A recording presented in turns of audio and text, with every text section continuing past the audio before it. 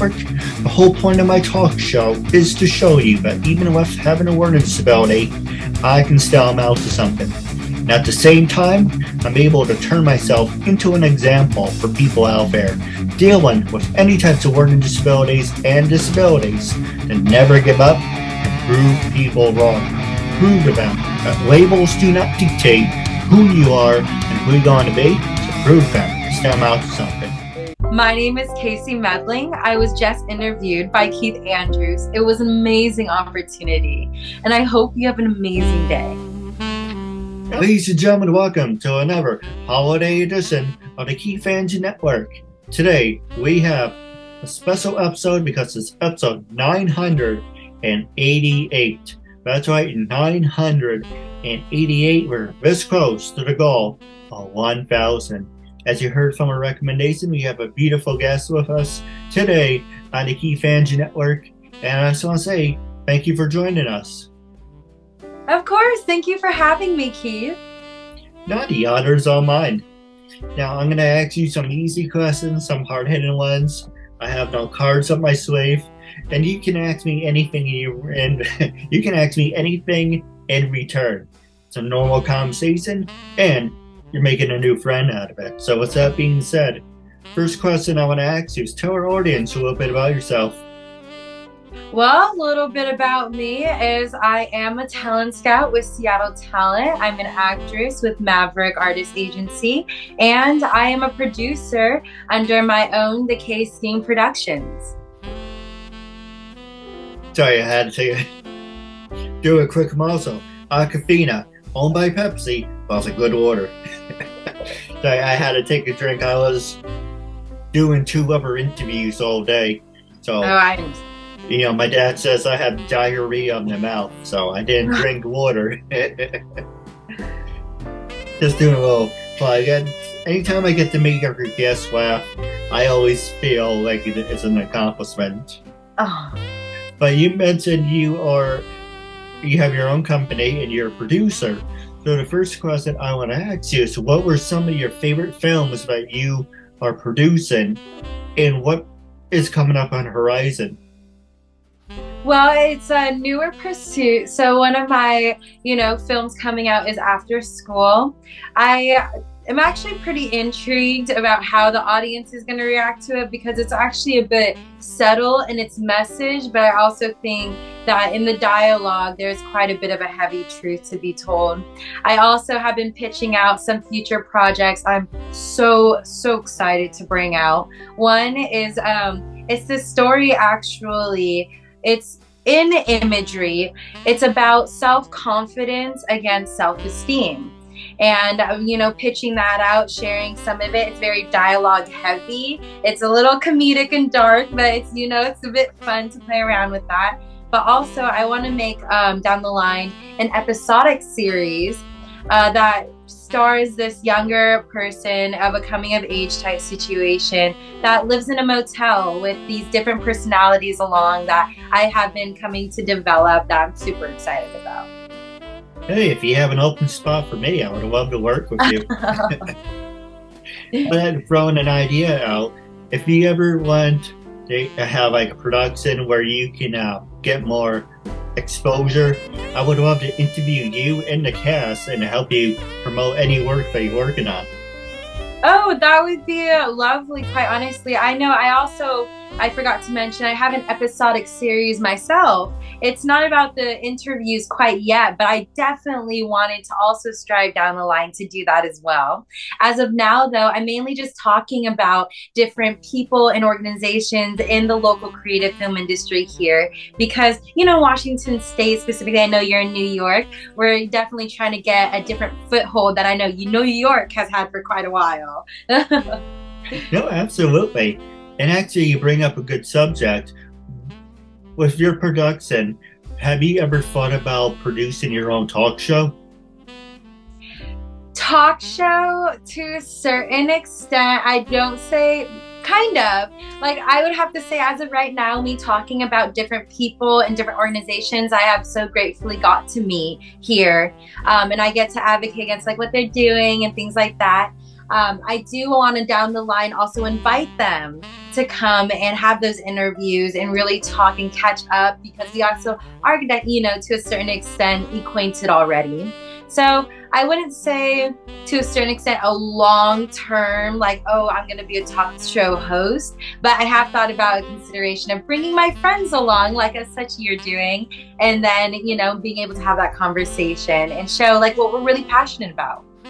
No, absolutely. And how do you feel about cross, why do people say it a different way? Cross-branding, cross-promoting.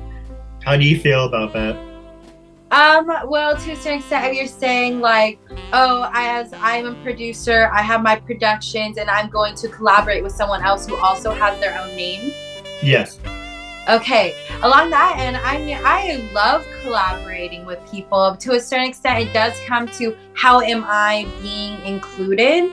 So if I will respect, if I am bringing on as a producer, I can be a different type of producer under contracted of their name. And I might not have a certain right to throw my name, you know, my production company under that, if said how much work they're doing and how much work I'm doing. So with that, if we are splitting things pretty evenly down the line, instead of them taking on a majority and bringing on additional producers, then we'd have a different discussion. But, you know, it definitely would have to come to a point of distribution and how exactly we're collaborating. And, you know, with acting, that's not a producing position. My name doesn't necessarily belong on there. And then talent scouting, I definitely take on casting positions, which is great. But again, that's very much pre-production specific. And it doesn't usually come down the line of, you know, having that also production company name on there. No, absolutely. And I'm always up to cross-promoting, but it always seems to be one-sided. Well, how do you mean by that? What do you...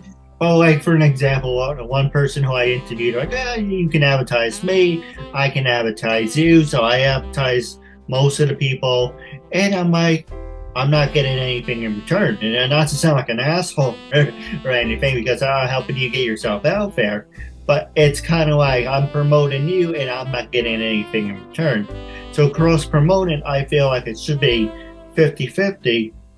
At least do a post and do a hashtag. At least you can see growth, because you're helping someone grow. And oh, they're sitting back. It's like, well, I don't have to do this because he's got to do the work for me. Yeah, well, I would also have to say it comes to a point of the capabilities of both of the collaborations itself. So that also comes to a point if it's like, oh, I get this great position in this well-known production company. I just started mine not too far ago. I don't have the most credibility to that production company yet. So I would not even be in the position to have a fair share with them of that collaboration, you know? So that's why that would have to be a whole different discussion, and how exactly they would have to take in that point of recognition that it wouldn't be exactly a fair contribution as much as they're advocating for this person because they believe in such. And, you know, it also has to, you know, bringing on the talent that you made, you have to take in a certain point of, oh, there's a reason why I'm bringing this person on. You're not just going to bring on anybody, because this also goes to your credibility. Yeah. You know, so I think it definitely is to a point of honest and clear communication at the end of the day. No, absolutely. We can definitely talk more about that off the air. But I want to ask you some fun, hard-hitting questions. Well, save on the hard-hitting part. I want to ask you some fun questions. When you were in college, were you a study nerd or party animal? And what did you major in? Well, I majored in my business, first my associate, so I didn't get too specific. But I would have to say I was kind of a study nerd, but I would party on like my own time. I just wasn't really interested in my peer group. So I just kind of, you know, had my friends outside, or I'd hang out by myself, and I was cool with that. I was definitely comfortable on the lines, because getting along with some of the wrong people just to go out partying puts you in really dangerous situations. Well, with that being said, were you ever part of any fraternities? Fraternities or like sororities? Same thing.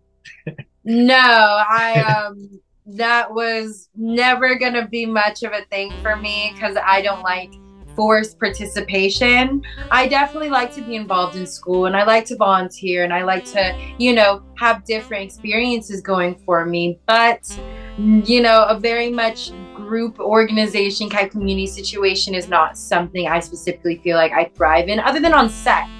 You know, I love the community. I love the people getting into it. But at the same time, there is a lot of work that you do by yourself and, you know, behind the camera. I don't mean to stare at you, but I just, I'm looking at, like, are you also a model? And also, were you a cheerleader? Because you do have the look for it. Oh, thank you. So I actually, it's quite funny. So I will end up being asked a few times because things moved online. So, you know, they don't see how tall you are. And with that, usually they'll be like, okay, so how tall are you? And then once I tell them, it's like, okay, moving on. Because I'm too short. I'm a little bit too short to be considered along that line. But I am acting. I am an actress. And then a cheerleader, no, but I was, you know, playing fast pitch, tennis, soccer. You know, I was playing multiple different sports. Oh, absolutely. The last easy question on acting is, a lot of people make fun of me for this. Did you ever get the chance to do one of those human pyramids, or you're not into that whole stuff? A human pyramid, like for cheerleading? That and for fun. Oh, okay. I was gonna say, because I wasn't a cheerleader, but for fun, kinda. I wouldn't say it was a good one. It was probably with like 2 other people or something, but you know, nothing too big or grand. I'm a fan of that. I'm a loser. So now I'm gonna ask you some hard-hitting ones, and then you can throw it back at me. So the first one I want to ask you, what were some of the, trying to find the words for it without someone can ask, when you walk into an audition, were you ever stereotyped, and how did you overcome it? Stereotyped or typecasted? Both. Okay. So stereotyped, I'm going to say no, because not a lot of people know right away what I am. And then for typecasted, to a certain extent, I would say yes, but you have a lot of control of doing that yourself. So, I mean, when it comes to like commercials and things like that, usually everyone's kind of getting in a similar concept. So then you do try to find that individuality, and you might end up facing more of that typecasting situation. But when it comes to different monologues and things like that, I definitely shown you can have complete different, interpretations of what's going on. And I've even been asked to like completely change my approach to such, scripts before. So then my typecast, I have to change it right then and there. So I'd say, it kind of, with typecasting, it depends on the audition. Yes, I have to a certain extent, girl next door, like whatever else. But I would also be typecasted as the mean girl. But oddly enough, I'm actually not that good yet of acting that well. I'm working on it. I'm doing pretty well. But I've had to work and develop that character. So, it's a flexible thing. But let's actually play a fun game for our viewers. Now, pretend I'm auditioning you for a role, and I'm going to size you up, and then we're going to flip it around where you throw it back at me. So when I look at you, I see, like I said, the girl next door. I see the best friend. I see the popular girl. So you want me to challenge that typecast? Yes. So like, from my point of view, I see the girl next door. I see the best friend. Just putting my foot in my mouth, so I don't want to repeat myself. The best friend, the girl next door, the cheerleader. I see like you have those things around your neck. Like you could be a Hawaiian girl, but all you see is just like a stereotype. Now, when you throw it back at me, what kind of roles do you think I automatically get a pop in your head? Okay, I would say the type of roles I would get is like an accountant, someone that would maybe be pushed and bullied, you know, kind of maybe a geek nerd, you know, typecast. You know, someone who would definitely have to prove themselves and would surprise people of their capabilities. You know, you complete. I'm not kissing your ass or anything, but you you completely nailed all those, and you're completely right on it. It's like, have you been following me? It's like, have you? Because everything you just said is completely right, and it's accurate. You know, I was also told I was. Let's see, what do people say about me? You know, the best friend. Well, I think so. The scientist, the teacher, and the detective, the kid being picked on, an extra. But the whole point for the show, too, it's about labels do not dictate who you are and who you're going to be. And you should prove to them you can still amount to something. So hashtag break the labels.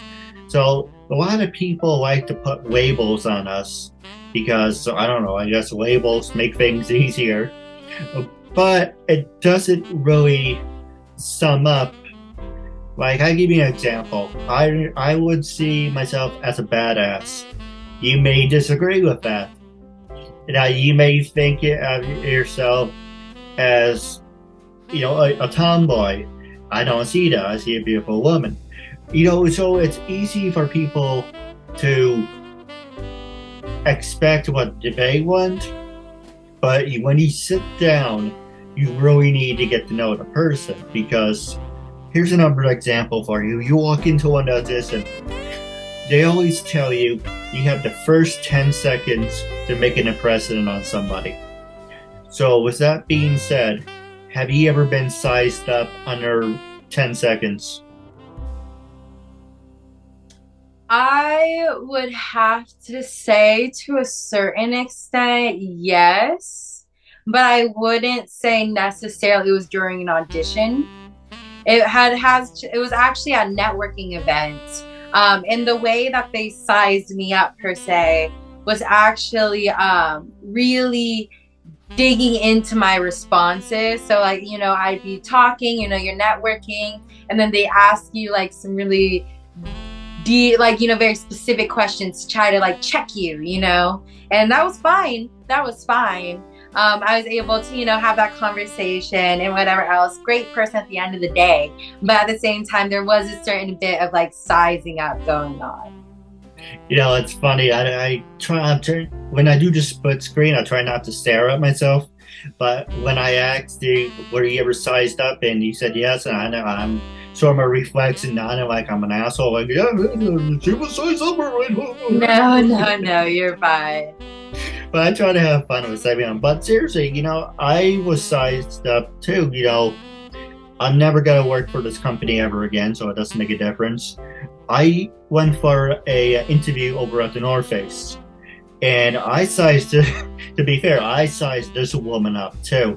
Now, Mrs. sit there, you know, chewing gum with a baseball cap on her face. It's like, I'm more professional than you are. But whatever, to reach her own. She turns around, I sit down, and she goes, no. And I'm like, well, don't you want to hear that I have experience? I know what I'm doing. Okay. Well, I'm not going to hire you, but I give you that chance. I used to work over in other retail stores. And I'm just trying to make you laugh, by the way. And I worked in other retail stores, and people would be so miserable. I hate this freaking job. I don't want to be here. People would come on my line and say, I chose your line over hers because you have a smile on your face. And I didn't want to hurt their feelings. I'm like, well, I'm always smiling because I'm thinking of sarcastic things to pass the time. But yes, I am happy. And you never know who you're going to meet. You can have a shitty day, but that person could be a CEO, could be a billionaire, it could be someone, could be your future husband. You don't know. And later on, when you go for another job, they're going to say, I remember you. You were at blah, blah, blah Kmart, and you were so miserable. Why should I hire you if that's the personality I'm going to get in return? You know what I mean?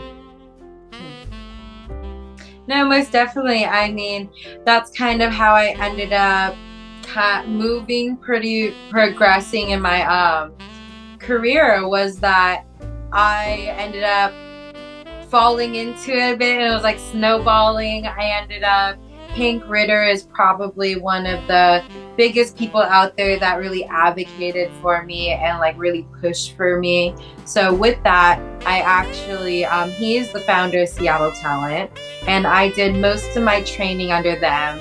And then I ended up getting a referral off to get my agent that I now have with Maverick Northwest. And then I also, now I'm a talent scout for them. So I definitely, by just making that connection, have been able to do quite a bit and progress along those lines. And then also at my, you know, networking conventions and things like that, you're meeting quite a different people, and you see like how much work they truly done, and you made that memorable impression when you didn't even know who they were. So it definitely does put out there that it's more about who you are consistently, you know, to be able to make those long-term beneficial relationships.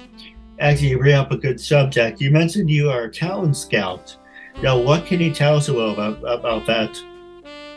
Well, with one thing, you know, if you you're like, oh, you figured out my typecast and stereotypes pretty fast. That's part of my job. Like, you know, to a certain extent, though, it's not, because I'm not trying to typecast or stereotype anyone. I'm trying to find their potential, because I genuinely just had a meeting with someone. I have a meeting afterwards as well, but I just had a meeting with someone that they're this, like, you know, bigger dude, big Simone guy. He's usually typecasted as like an enforcer, you know, and like he has this deeper voice. Like I could see it, you know. I definitely get why he was typecasted as that and why most of his roles consisted of it. But I asked him to send me a monologue, and it was his first monologue. So he sends me it, and, you know, I told him to pick something that really connected with him and, you know, was something of the present moment. He did, and it was honestly very touching. It was very soulful. It was about him being bullied. You know, it was very much, you know, not an enforcer. You know, he definitely changed something more vulnerable and intimate and open, and it definitely showed me a whole different potential and typecast that he could be. And that's what I'm truly out here looking for, is just like what you truly have to express and your potential and creative efforts to do so. Well, I don't put you on the spot. I know I've been doing that a lot. I apologize. But if I may, do you think I have what it takes to work with you? Well, it depends on which aspect. I have quite a bit of different ways you could work with me. Okay, for an example, what comes to mind? You know, extra, you know, production. Can you give us a little more insight of what? Do you just look for actors, or what else do you look for? I look for actors and models from up to like, I believe it's 10 years and up. Yeah, I think it's 10 years and up. No, absolutely. Well, anyone who's watching this, they can definitely get in touch with me. All your information will be in the description box, and it will bio about you as well. And we can also talk off the air. But I want to ask you about disabilities. Besides me, obviously, have you worked with people with disabilities? And how can people with learning disabilities get in touch with you if they want to work with you? So along with disabilities, I do have experience actually, but I wouldn't say it was super professional. I was actually in elementary school.